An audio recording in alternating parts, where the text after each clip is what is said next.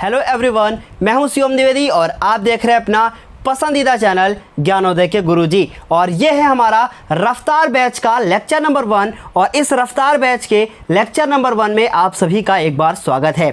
और इस वीडियो में आज हम लोग देखेंगे कि हमें 10th क्लास में कौन कौन से चैप्टर पढ़ने चाहिए। साथ ही साथ हम लोग आज बहुत सारे और नॉलेज को लेने वाले हैं जो कि इस चैप्टर के लिए इम्पॉर्टेंट है, साथ ही साथ आपके 10th क्लास के लिए भी बहुत ज़्यादा इम्पॉर्टेंट है, या फिर आप किसी भी एग्ज़ाम की तैयारी कर रहे हैं और मैथ आपका उसमें बेस है, इसलिए आप लोगों को ये क्लास ज़रूर देखनी चाहिए। तो चलिए शुरू करते हैं और बताते हैं कि कौन कौन से चैप्टर हमारी 10th क्लास की बुक में हैं और जो हमें अच्छे से तैयार करने हैं। पहला चैप्टर जिसका नाम है वास्तविक संख्याएं, इंग्लिश में इसे रियल नंबर कहते हैं। ये चैप्टर बहुत इंपॉर्टेंट है, लगभग आपके एग्ज़ाम में 4 से 5 नंबर, या कह सकते हैं कि 3 से 5 नंबर आ जाते हैं। इस चैप्टर से क्वेश्चन 3 से 5 नंबर के आ जाते हैं। अब आप सोच रहे होंगे सिर्फ 3 से 5 नंबर, तो देखिए बूंद बूंद से ही सागर भरता है और हर एक बूंद इंपॉर्टेंट है, इसलिए इस चैप्टर को बहुत अच्छे से पढ़ना है। इस चैप्टर में सबसे इंपॉर्टेंट टॉपिक है यूक्लिड विभाजन एल्गोरिथम, जिसे हम लोगों को डीप में पढ़ना है और आज हम उसकी शुरुआत भी कर देंगे। देखिए पहला आपका जो चैप्टर है जो है वास्तविक संख्याएं। इस वास्तविक संख्याएं जो पीछे आप देख रहे हैं संख्या लिखा हुआ है, इसका मतलब ये सारा हमें डीप में अच्छे से समझना होगा, जो कि आज हम अपनी इस क्लास में बताने वाले हैं। इस चैप्टर के बाद दूसरा चैप्टर है बहुपद, जिसे इंग्लिश में कहते हैं पॉलिनोमियल्स। इससे भी बहुत सारे क्वेश्चन आते हैं, मुझे पता है बहुत अच्छे से कि इससे कौन कौन से क्वेश्चन आते हैं, और मैं जो क्वेश्चन आपको बताऊंगा 100% वही आपके एग्जाम में रिपीट होके आ जाएंगे। फिर तीसरा चैप्टर है हमारा दो चर वाले रैखिक समीकरण युग्म, इसे इंग्लिश में कहते हैं pair of linear equations with 2 variables. तो अब ये जो चैप्टर आपका 3 नंबर चैप्टर है, इससे भी बहुत सारे क्वेश्चन आते हैं। और हाँ, बहुत ध्यान से सुनिएगा, इसमें 3 जो है विधियां हैं जो कि बहुत ज़्यादा इंपॉर्टेंट हैं और उनके बारे में हमें डीप में पढ़ना होगा। हर एक छोटी छोटी चीज़ हम अपनी क्लास में आपको देंगे, इस रफ्तार बैच में देंगे, और इस रफ्तार बैच की रफ्तार थोड़ी सी तेज होगी क्योंकि हमें अच्छे से पढ़ना है। अब आप सोच रहे होंगे सर पक पक पक पक इतनी तेज़ी से बोले चले जा रहे हैं और हम लोग कैसे समझेंगे। जब मैं आपको कोई अच्छी चीज़ बताऊंगा ना तो बहुत आराम से बताऊंगा। चलिए अभी देखिए ध्यान से, अगला देखिए ध्यान से। चौथा चैप्टर है द्विघात समीकरण, जिसे इंग्लिश में कहते हैं क्वाड्रेटिक इक्वेशन। क्या बोलते हैं इसे?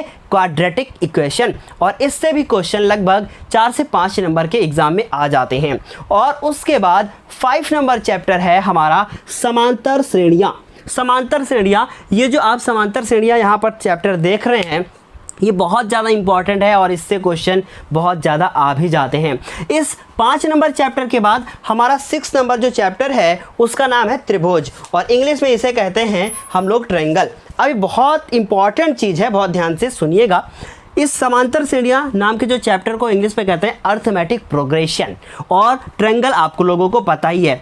देखिए इस 10th क्लास में सबसे टफ अगर कोई चैप्टर है, क्योंकि बच्चे सोचते हैं ना टफ कौन सा है, इसमें सबसे टफ जो चैप्टर है हमारा, सबसे जो कठिन है वो है त्रिभुज। और प्लेलिस्ट में जाके आप त्रिभुज देखिए कि त्रिभुज मैंने किस तरीके से पढ़ाया है, और एक बार उसमें कमेंट ज़रूर पढ़ लीजिएगा। बच्चे कहते हैं कि इससे अच्छा मैंने त्रिभुज कहीं पढ़ा ही नहीं था, क्योंकि हर एक छोटी छोटी चीज़ ऐसा बताया है जैसे आपने कहीं इससे पहले कभी पढ़ा ही नहीं होगा। पढ़ोगे कैसे, 10th में तो अभी गए हो ना। चलो अभी देखो, इस तरह से मजाक भी करते रहेंगे। फिर उसके बाद है 7 नंबर चैप्टर, जिसका नाम है निर्देशांक ज्यामिति। और ये निर्देशांक ज्यामिति जो चैप्टर है ये बहुत ज़्यादा इंपॉर्टेंट है। जो आपकी कोऑर्डिनेशन ज्योमेट्री है, इसे इंग्लिश में कोऑर्डिनेशन ज्योमेट्री कहते हैं, और ये निर्देशांक ज्यामिति बहुत इंपॉर्टेंट चैप्टर है, ठीक है। इससे बहुत सारे क्वेश्चन आते हैं। उसके बाद इस पे लगा लीजिए स्टार, और इन दोनों पे लगा लीजिए अच्छे से स्टार, कि 8 नंबर चैप्टर और 9 नंबर जो चैप्टर है वो इस चैप्टर में सारे चैप्टर के बाप हैं।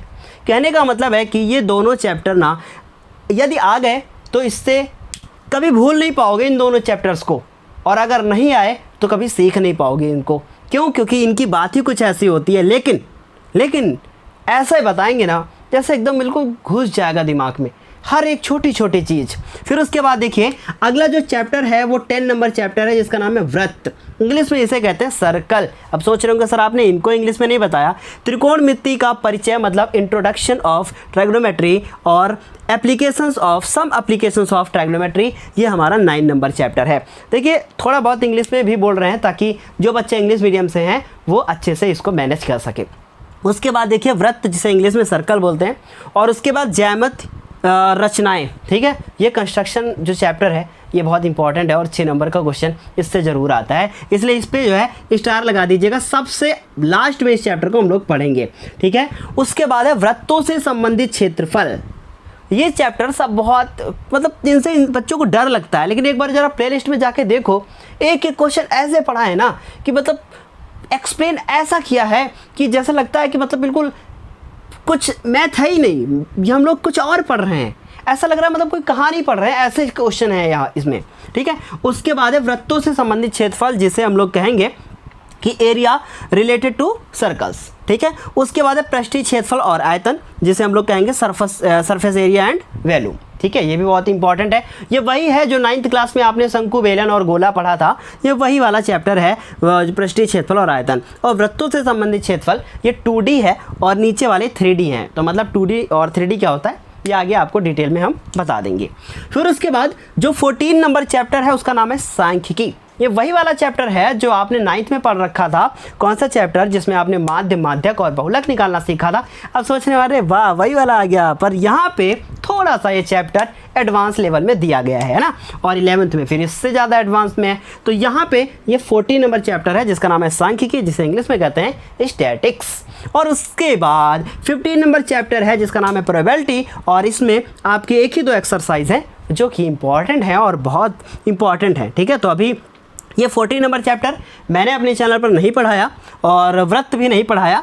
और उसके बाद क्यों नहीं पढ़ाया, उसके रीजंस हैं, बहुत सारे रीज़न हैं। रीज़न ये है कि 30% कोर्स लेस हो गया था प्रीवियस ईयर, पर इस बार ऐसा नहीं है। पूरे सारे चैप्टर मुझे अच्छे से पढ़ने हैं और 4 महीने का टारगेट है, और उस 4 महीने के टारगेट में हम ये सारे चैप्टर आपके ऐसे कंप्लीट कर देंगे। पर डिपेंड करता है कि आपका रिस्पॉन्स कैसा है, क्योंकि अभी तक तो आपने वीडियो को लाइक किया नहीं होगा और ना ही किसी के साथ शेयर किया होगा।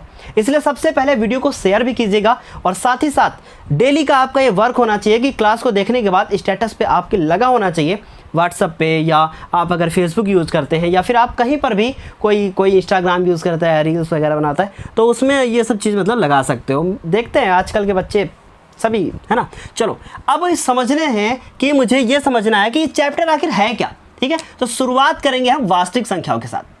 अब ये वास्तविक संख्या है जिसे इंग्लिश में कहता है रियल नंबर। इन संख्याओं को, ये वही वाली संख्याएं हैं जो नॉर्मली हम लोग गिनते और पढ़ते हैं। अब इन्हें 2 हिस्सों में तोड़ा गया, थोड़ा सा शॉर्ट में समझेंगे क्योंकि 9th में आप जो है पीछे पढ़ के आए हो, ठीक है। इन्हें 2 हिस्सों में तोड़ा गया। पहला हिस्सा आपका हो गया हमारा, कौन सा हिस्सा हो गया पहला वाला? पहला हिस्सा हो गया हमारा परिमेय संख्याएं, देखिए ध्यान से सुनिएगा। और दूसरा हिस्सा हमारा हो गया अपरिमेय संख्या। परिमेय संख्याओं को इंग्लिश में कहते हैं रैशनल नंबर और अपरिमेय संख्याओं को कहते हैं इर्रेशनल नंबर। पर क्या सर जी बस ऐसे ही बता दोगे क्या? नहीं नहीं नहीं, हर एक चीज़ डीप में समझेंगे, ठीक है। तो पहले हम डिफाइन करने जा रहे हैं परिमेय संख्याओं को, फिर डिफाइन करेंगे अपरिमेय संख्याओं को, और बिल्कुल जब तक घुस नहीं जाएगा दिमाग के अंदर तब तक हम समझाते ही रहेंगे, ठीक है। तो परिमेय संख्या पहले समझते हैं, ठीक। देखिए डिफिनेशन लिखना चाहो तो लिख सकते हो। परिमेय संख्याएं वे संख्या होती हैं जिन्हें P/Q रूप में लिखा जा सके। P/, यहाँ मैं समझाऊंगा हर एक चीज़, जिन्हें P/Q रूप में लिखा जा सके। लेकिन जहाँ हमारा, देखिए ये चीज़ लिखोगे आप, चाहो तो अलग से लिख सकते हो, जहाँ जो हमारा Q है वो 0 नहीं होना चाहिए। ये चीज़ आप लिखोगे परिमेय संख्याओं के रूप में। बस क्या लिखोगे कि P/Q रूप में होना चाहिए और Q का मान 0 नहीं होना चाहिए, मतलब Q की जगह पर 0 नहीं हो सकता। अब आप सोच रहे होंगे सर जी इसमें कुछ उदाहरण बता दीजिए। तो देखिए इनके कुछ उदाहरण ध्यान से सुनने की कोशिश कीजिएगा। ये परिमेय संख्याएं वही वाली संख्याएं हैं, जैसे कि P की जगह पे कोई नंबर ले लीजिए, मान लीजिए आपने ले लिया 2, ठीक है। Q की जगह पे आपने दूसरा ले लिया 3, ठीक। उसके बाद अब मान लीजिए P की जगह पे आपने ले लिया -1 और Q की जगह पे ले लिया आपने 1, ठीक है। तो आपने 2 ले लिया मान लो, ठीक है। और आपने P की जगह पे ले लिया 2 और Q की जगह पे 1, और 2 के नीचे अगर 1 लिखोगे तो इसका कोई भी मतलब नहीं होता है, इसलिए इसे 2 ही लिख दिया जाएगा। तो ये सारे इसके क्या हो गए? उदाहरण हो गए। समझ रहे हो बात को कि नहीं समझ रहे हो? ये सारे इसके क्या हो गए, उदाहरण हो गए। अब आते हैं हम अपरिमेय। अच्छा ये बात फिर क्यों बताई सर आपने कि क्यों जीरो नहीं होना चाहिए? ये मैंने इसलिए कहा क्योंकि अगर इस 2 के नीचे जीरो आ गया, देखो हर एक चीज़ बहुत इंपॉर्टेंट है और इसे ऐसे ही समझिएगा जैसे हम लोग पढ़ने नहीं खेलने आए हैं, और हर चीज़ बहुत अच्छे से समझने की कोशिश कीजिएगा। अगर 2 के नीचे जीरो आ गया मेरे लाल, ठीक है, 2 के नीचे जीरो आ गया तो जो आपका 8 बनता है ना वो सो जाएगा। अच्छा ये क्या है, सो जाएगा का मतलब ये लेट जाएगा, ऐसे ऐसे कुछ हो जाएगा। अगर ऐसे आ गया, किसी के नीचे अगर जीरो लिखा हुआ है तो इसका मतलब ये होता है।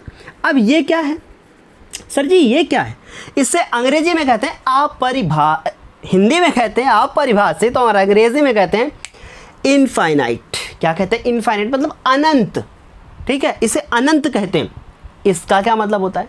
इसका मतलब ये होता है कि अगर किसी भी नंबर को आप जीरो से डिवाइड करोगे तो यही नंबर मिलेगा जो कि अपरिभाषित होगा, जिसे आप डिफाइन नहीं कर सकते हो, नॉट डिफाइंड, है ना, अपरिभाषित।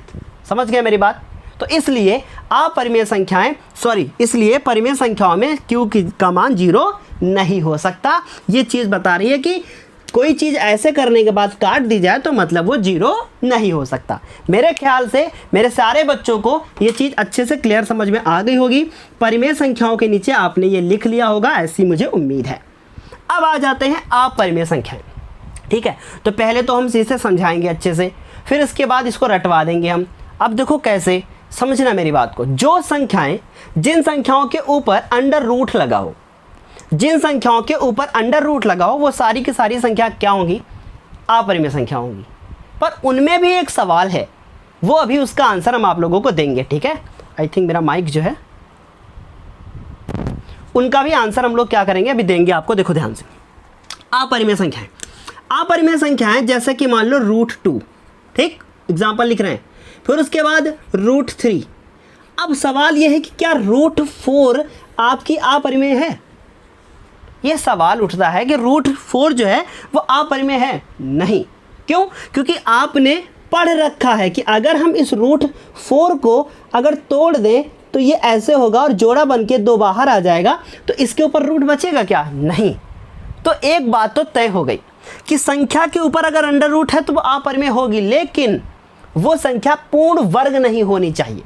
क्या नहीं होनी चाहिए? पूर्ण वर्ग नहीं होनी चाहिए। क्लियर इतनी बात? तो यहाँ आप लिख सकते हो अपरिमेय संख्याओं में वे संख्याएं जिन्हें p/q रूप में ना लिखा जा सके उन्हें अपरिमेय संख्याएं कहते हैं। और उदाहरण के तौर पर ये लिख सकते हो √2, √3, अच्छा ये 4 हो गया। अब √5 बताओ, ये तो अपरिमेय है, ठीक है, या अपरिमेय है। √6 बताओ, ये भी है, क्योंकि इसको अगर तोड़ोगे तो 2-3 बनेगा, पर ये 2-3 जोड़ा कहाँ बन रहा है ना, समझ रहे हो ना, ये जोड़ा थोड़ी बन रहा है। क्लियर है इतनी बात? चलो, तो इसलिए ये हमारी क्या हो गई, ये कुछ उदाहरण मैंने आपको बता दिए। सिंपल बात है, आपको हर चीज़ अच्छे से आ ही रही होगी समझ में, ऐसी मुझे उम्मीद है, ठीक है। चलो मैं इसको साफ़ कर दूँ, चलो ठीक है, साफ़ कर देते हैं। देखो हर चीज़ समझना और प्लीज़ वीडियो को शेयर ज़रूर करना। सिर्फ अपना ही भला मत कीजिए, सबका भला कीजिए, है ना। जो बहुत सारे बच्चे ऐसे हैं जो अभी ये बीमारी चल रही है और इसमें सब परेशान हैं, कोई पढ़ नहीं पा रहा है, तो प्लीज़ शेयर करो आप लोग इसको, है ना। अच्छा देखो, अब 2 हिस्सों में तो ये टूट गया, लेकिन अपरिमेय संख्याओं में फिर और नहीं टूटेगा। अब ये सोच रहे होंगे सर जी ये क्या है, पाई ये पाई क्या है सर जी, ये तो परिमेय होगी क्योंकि पाई का मान 22/7 होता है। लेकिन नहीं, ये अपरिमेय होती है। ये मैं कभी आपको आगे चल के बता दूंगा। पाई की बहुत बड़ी कहानी है, ठीक है, ये बहुत बड़ी कहानी है। पाई का मान 22/7 केवल यूज़ किया जाता है किसके लिए? केवल बड़े बड़े क्वेश्चंस को सॉल्व करने के लिए, पर वास्तव में ये 22/7 होता नहीं है। कभी मैं बताऊंगा आपको, कभी बताऊंगा, है ना। तो अगर पेपर में आ जाए पाई क्या है, आपसे कोई पूछ ले तो आप क्या बताओगे? अपरिमेय है, इसलिए मैंने यहाँ लिख दिया। अब सुनो मेरी बात, ये परिमेय संख्याएं, अब मैं यहाँ के एग्जाम्पल ना साफ़ कर रहा हूँ, ठीक है, एग्जाम्पल साफ़ कर रहा हूँ। उम्मीद है आपने इतना लिख लिया होगा, ठीक है। उसका नहीं साफ़ करूँगा, इसका पर साफ़ करूँगा। चलो देखो, अब ये इनको भी 2 हिस्सों में तोड़ा गया। इनको कितने हिस्सों में तोड़ा गया? 2। कौन कौन से? एक पूर्णांक और एक भिन्न संख्या है। इसे हम कहते हैं इंटीजर्स और इसे कहते हैं फ्रैक्शन, ठीक। अब पूर्णांक क्या होते हैं? पूर्णांक मतलब पूर्ण अंक होने चाहिए जिनके बटे में 1 हो। अभी यहाँ मैंने कुछ एग्जाम्पल्स लिखे थे, जैसे लिखा था कि मैंने 1/3 या 2/3 जो भी लिखा हो, याद नहीं, है ना। फिर लिखा था मैंने -1/2 और इसमें से 2। ये 3 एग्जाम्पल मैंने उधर लिखे थे। अब इनमें से कुछ पूर्ण संख्याएं हैं और देखिए 2 हिस्सों में टूटा ना, तो ये वाली जो संख्याएं हैं ये भिन्न हैं, मतलब इसमें जिनका हर एक नहीं होता है उन्हें भिन्न कहते हैं। तो चलो इन्हीं में से छांट के कुछ भिन्न संख्याओं के उदाहरण लिख देते हैं। यही वाले लिख देते हैं 2/3 और उसके बाद -1/2 और ये हो गए हमारे भिन्न। लेकिन इन्हीं में से 2 चीज़ें निकली थी ना, तो इनमें से ये वाली भिन्न हो गई, तो वो बचा ना, उसके अपॉन में 1 रहा कि नहीं रहा, तो वो क्या होगा, वो पूर्णांक होगा। ठीक है, तो ये पूर्णांक हो गया। अब पूर्णांक क्या केवल 2 ही होता है? नहीं, बहुत कुछ होता है। देखो क्या क्या होता है। पूर्णांक में 0 भी आता है, पूर्णांक में 1 भी आएगा, पूर्णांक में 2 भी आएगा, 3 भी आएगा, पूर्णांक में -1 भी आएगा और -2 भी आएगा। समझ रहे हो मेरी बात या नहीं? -3 भी आएगा, अगर आप तो इसको कॉमा लगा के अगर 3 करना चाहो तो 3 भी कर सकते हो। ये सारे पूर्णांक हो गए। क्या इतनी बात आपको अच्छे से समझ में आई? पूर्णांक क्या होंगे? जो पूर्ण हो, जिनका हर क्या हो, 1 हो, उन्हें हम पूर्णांक कहते हैं, इंटीजर्स कहते हैं। ठीक मेरे लाल, समझ गए आप लोग कि पूर्णांक क्या होंगे? पूर्णांक वे होंगे जिनका हर 1 होता है और इनके नीचे देखो 1 है, मतलब 3 के नीचे 1 छिपा हुआ है, -1 के नीचे 1 छिपा हुआ है। क्लियर है? इतनी बात समझ में आ रहा है अच्छे से? प्लीज़ कमेंट करके ज़रूर बताइएगा। ठीक है, और सब लोग कमेंट किया करो। ये नहीं कि मैं देख रहा हूँ सर जी सोचेंगे अरे अच्छा वो भी पढ़ता है मेरे चैनल से। सब लोग करो, है ना, अच्छे से करो कमेंट वगैरह और बताओ कि मुझे कि मैं अच्छा पढ़ा रहा हूँ कि नहीं। ठीक, चलो अभी ये समझ में आ गया इतनी बात। अब देखो ये पूर्णांक को फिर से तोड़ा गया। अब देखो मैं इसे साफ कर रहा हूँ, लिख लीजिएगा इतना। ठीक है, देखो क्योंकि स्पेस वाली प्रॉब्लम है। ठीक है, बोर्ड में 1-2 दिन में बड़ा कर दूंगा इसको। अब देखो ये फिर से टूटा। अब ये कितने हिस्सों में टूटेगा? ये 3 हिस्सों में, पहला, दूसरा और तीसरा। पूर्णांक 3 हिस्सों में टूट गया। समझ रहे हो ना? चार्ट बना लेना अच्छे से। अब धन पूर्णांक, अब यहाँ मैंने कुछ प्लस वाले नंबर लिखे थे जैसे कि 1, 2, 3 और ये सब बहुत सारे लिखे थे, तो ये हो गए। और 0 भी इसी में आया तो ये 0 ही हो गया। समझ रहे हो ना कि मेरी बात? और जो ऋण पूर्णांक होंगे, जो निगेटिव वाले होंगे, जैसे -1, -2, -3 और आदि। और 0 तो भैया अकेले ही होता है, इसमें आदि लिखने की आवश्यकता हमको नहीं। सिंपल सी बात है। मेरे ख्याल से ये सारी चीज़ें आपको अच्छे से समझ में आ गई होंगी कि वास्तविक संख्या 2 हिस्सों में टूटा, परिमेय अपरिमेय, परिमेय फिर से टूटा, पूर्णांक भिन्न, और पूर्णांक फिर से टूटा 3 हिस्सों में, धन पूर्ण संख्याएं, शून्य और ऋण पूर्ण संख्याएं। कोई अगर अभी भी आपके मन में सवाल हो तो आप मुझसे पूछिएगा। क्या मैं इसको साफ करूं? बिल्कुल, इसको साफ कर देना चाहिए मुझे। और अब कुछ और चीज़ें मुझे अलग से बता देनी चाहिए। फिर उसके बाद मुझे यूक्लिड विभाजन एल्गोरिथम के बारे में बात करनी है। ठीक है, तो इसको एक बार हम लोग साफ कर देते हैं पूरा। अब कुछ और इम्पॉर्टेंट चीज़ें। अब इसके बाद बहुत इम्पॉर्टेंट चीज़ है और इसको आप नोट डालकर लिख लोगे। नोट, पहला नोट है, ध्यान से मेरी बात को सुनिएगा और लिखिएगा अच्छे से। देखो सबसे अब बात करेंगे हम लोग सम संख्या की। किसकी? सम संख्या की। ठीक, केवल समझाएंगे, केवल समझाएंगे, यहाँ पर कोई डिफिनेशन नहीं लिखेंगे। सम संख्या, जो संख्या 2 से विभाजित हो जाती है उसे हम लोग कहेंगे सम संख्या।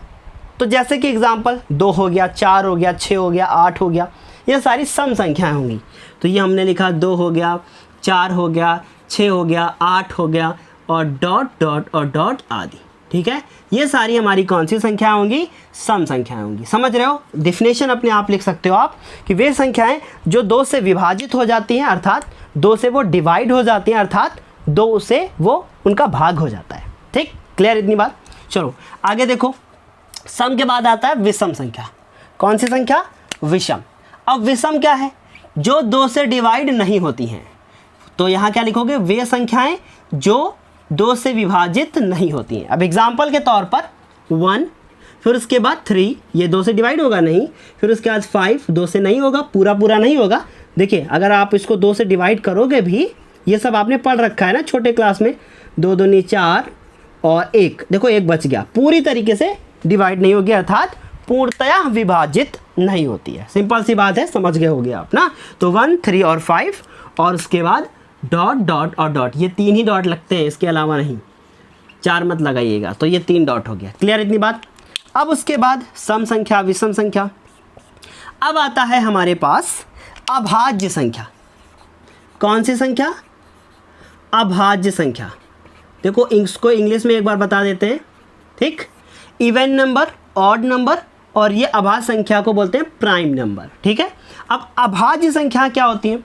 वे संख्याएं जो केवल स्वयं और एक से विभाजित होती है, मतलब केवल वो स्वयं से विभाजित हो जाएंगी और एक से ही डिवाइड हो पाएंगी और किसी से डिवाइड नहीं हो पाएंगी, पूर्णतः विभाजित नहीं हो पाती है, अर्थात मतलब डिवाइड हो जाएंगी लेकिन कुछ शेषफल के रूप में नीचे बचेगा।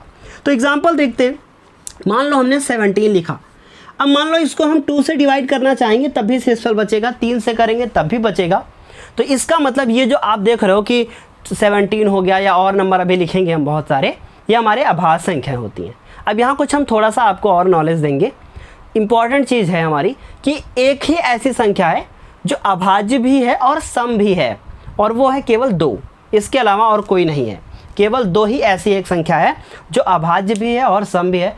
आपको शायद विश्वास नहीं होगा, यहाँ पे बज गया 1:02, रात के 1:02 है और आप लोगों के लिए वीडियो शूट हो रहा है। क्यों? क्योंकि दिन में बहुत शोर होता है, इस वजह से रात में वीडियो शूट हो रहा है ना। तो चलो देखते हैं आगे, है ना, चलो करते हैं इसको। देखो अभाज्य संख्याएं कौन कौन सी होंगी, जैसा कि 2 हो गया, 3 हो गया, 2 है सिर्फ 2 से डिवाइड होगा और 1 से होगा और किसी से नहीं होगा। 3 है केवल ये 1 से डिवाइड होगा और 3 से होगा। ठीक है, 5 ये भी केवल अपने से होगा और 1 से होगा। 5 के बाद क्या 6 से लिख सकते हो? नहीं, क्योंकि वो तो 2 से हो जाएगा, 3 से हो जाएगा। फिर 7 लिख सकते हो, 7 के बाद आता है, आप कुछ बच्चे 9 लिख देते हैं, पर मेरे लाल वो तो 3 से डिवाइड हो जाता है, आप इसका मतलब विषम संख्या लिख रहे हो, ऐसा नहीं करना है। 7 के बाद फिर कौन आता है? 11, फिर कौन आता है? 13, फिर आता है 17, फिर आता है 19, फिर आता है 23, और ऐसे ही करते करते 23 के बाद आ जाता है 29, और उसके बाद बहुत सारे होते हैं, तो आदि आप लिख लो, इतने में काम चल जाएगा। ठीक, अब ये हो गए इतनी सारी बातें। अब आता है हमारे पास भाज्य संख्याएं। कौन सी संख्या आती हैं? भाज्य संख्याएं। तो हम लोग यहाँ लिखेंगे वे संख्याएं जो स्वयं के अतिरिक्त किसी अन्य संख्या से भी विभाजित हो जाती हैं।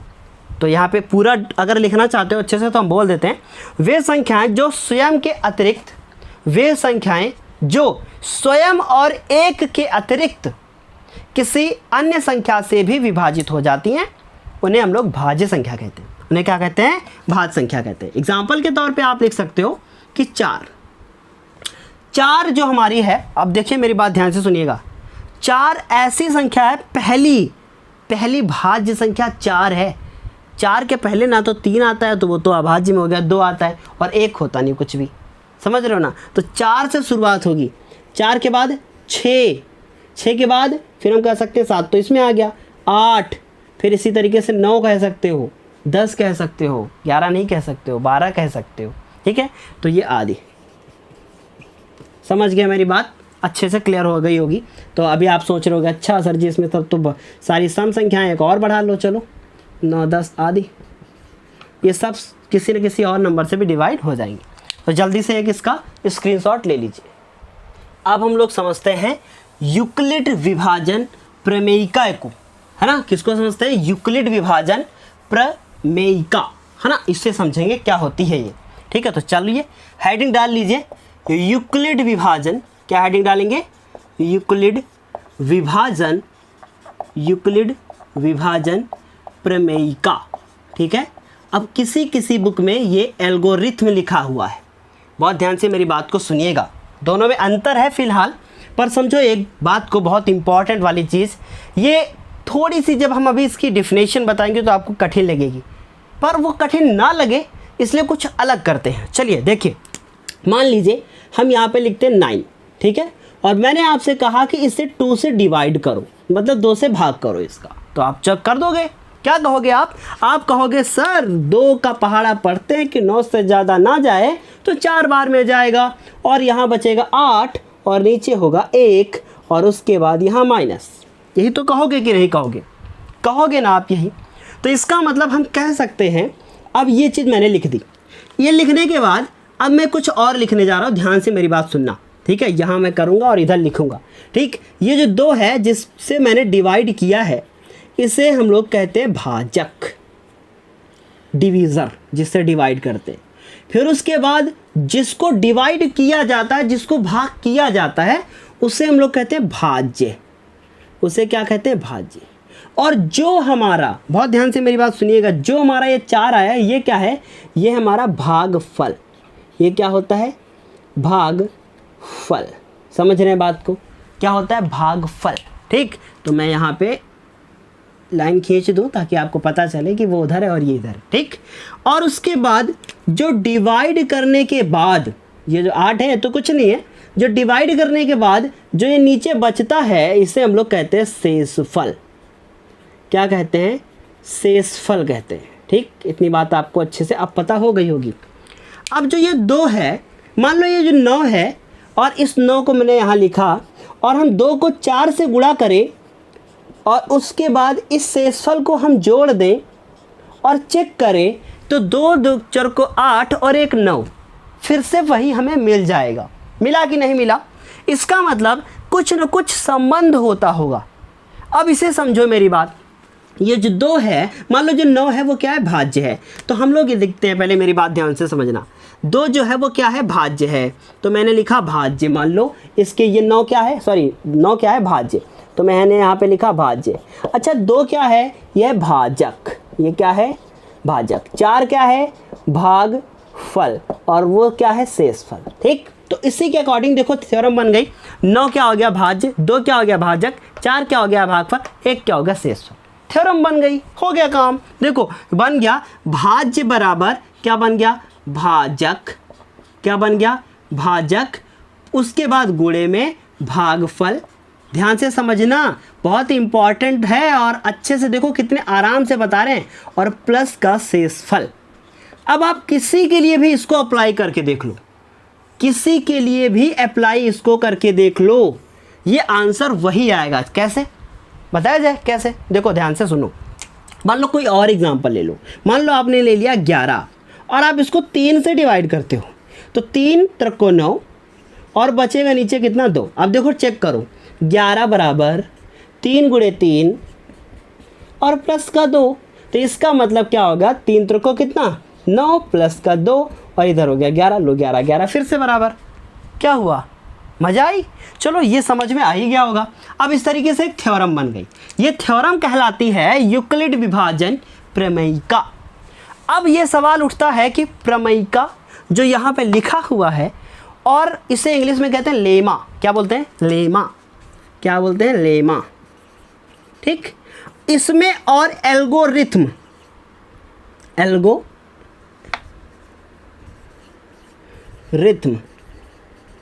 ठीक, इन दोनों में डिफरेंस क्या है, हिंदी में भी इसे एल्गोरिथम ही कहेंगे।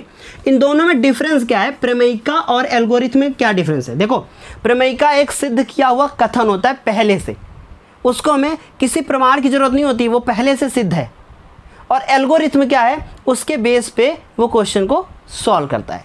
अभी आगे इसको और डीप में हम लोग पढ़ेंगे। ठीक है, समझ में आ गई इतनी बात। ठीक है, चलो ये हो गया इतना हमारा। अब मान लो बाई चांस कोई एक नंबर है जो कहलाता है हमारा b, ठीक, और ये है c। b जो है वो c को भाग करता है, बहुत ध्यान से सुनना, बहुत इंपॉर्टेंट है। b c को डिवाइड करता है और आंसर आता है q। क्या आंसर आता है, q। फिर उसके बाद मान लो डिवाइड किया और नीचे शेषफल के रूप में बचता है r। शेषफल के रूप में कितना बचता है, r। यहाँ क्या है वो उससे नहीं मतलब आपको। ठीक है, तो इस हिसाब से थ्योरम क्या बनेगी, भाज्य कौन होगा, b, तो मैंने लिखा b। भाजक कौन होगा, भाज्य कौन होगा, c। भाजक कौन होगा, b। भागफल कौन होगा, q। शेषफल कौन होगा, r। ये हर जगह अप्लाई करके देख सकते हो। मान लो आपने 8 लिखा और 2 से डिवाइड किया, 4 आया तो शेषफल नीचे 0 आएगा, 2 4 को 8 और 0 जोड़ा 8 ही रहेगा, हर जगह लागू हो जाएगा। तो यहाँ से एक हमको थ्योरम मिल गई, c बराबर B Q plus R, c बराबर बी क्यू प्लस आर। क्या ये बात आपको अच्छे से समझ में आई? कुछ आपको मैंने बहुत आराम से और कुछ बहुत अच्छे से समझाने की मैंने आपको कोशिश की, वरना आप इसमें पढ़े रहते और कुछ समझ में आपको नहीं आता। क्लियर है इतनी चीज़ आई समझ में कि c बराबर बी क्यू प्लस आर। अब इनका मतलब समझ लो, c का कोई फुल फॉर्म नहीं है, c का कोई फुल फॉर्म नहीं है। बी का भी कोई फुल फॉर्म नहीं है, इसकी जगह पे कुछ भी लिख सकते हो, पर क्यू का फुल फॉर्म है, भागफल को क्यू ही लिखना। आर का फुल फॉर्म है, इस बी को कहते हैं कोसेंट, जो आपने पढ़ रखा है, भागफल को इंग्लिश में बोलते हैं, और आर को बोलते हैं रिमाइंडर, शेषफल। समझ गए मेरी बात को कि नहीं समझ गए? क्लियर है इतनी चीज़? ठीक है, समझ में आया इतनी चीज़ मेरे ख्याल से। अब इसकी मान लो डेफिनेशन लिखनी हो तो देखो यहाँ पे लिख रहे हैं, लिखना इतना सब करने के बाद यदि, और फिर कुछ अभी मैं बताऊंगा और अच्छी चीज़ें, यदि बी व सी दो, यहाँ पे लिखिएगा मेरे साथ साथ लिखिएगा, यदि बी और सी, ठीक है, यदि बी और सी दो ऐसी संख्याएं हो, ऐसी संख्याएं हो, यदि बी और सी दो ऐसी संख्याएं हो, ठीक, जिसमें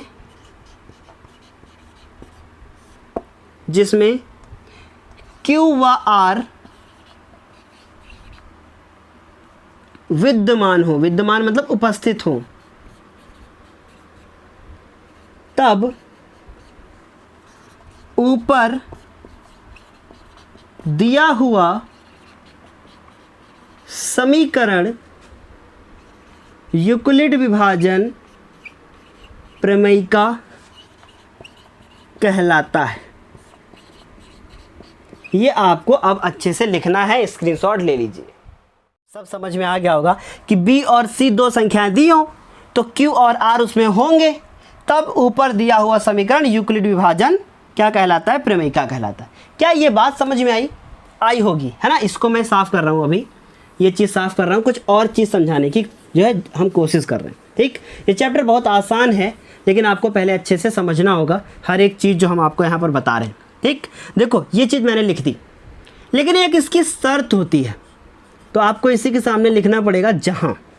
अब मेरी बात ध्यान से सुनना, अभी मैंने 11 लिखा था और 3 से इसको डिवाइड किया था, ठीक, फिर उसके बाद 3 आया था और यहाँ पे 3 त्रिको 9, तो यहाँ 9 आया था, और उसके बाद फिर नीचे 2 आया था। ठीक, इसका मतलब जो ये आर होता है ना, ये जो आर, ये वाला आर 2 जो लिखा है, ये कभी भी किससे ज़्यादा नहीं होता, कभी भी उससे ज़्यादा नहीं होगा जिससे डिवाइड किया जा रहा है, इससे ज़्यादा कभी भी नहीं होगा।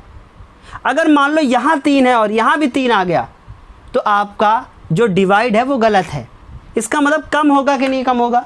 समझ में आ रही बात मेरी बात? इसका मतलब, और हाँ, या तो 0 आएगा ये, या तो ये आर जो है वो 0 आएगा, या तो 0 से ज़्यादा आएगा, कभी माइनस में नहीं आ सकता। आ सकता है क्या? नहीं आ सकता।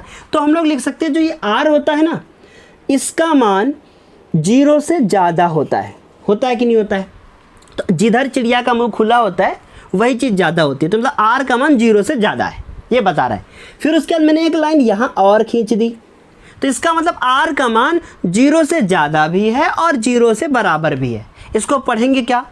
Are is greater than 0, greater and equal to 0, ये पढ़ेंगे। R is greater and equal to 0, ये इसको हिंदी में पढ़ेंगे, इंग्लिश में पढ़ेंगे, और हिंदी में क्या पढ़ेंगे? आर का मान 0 के बराबर या 0 से अधिक है।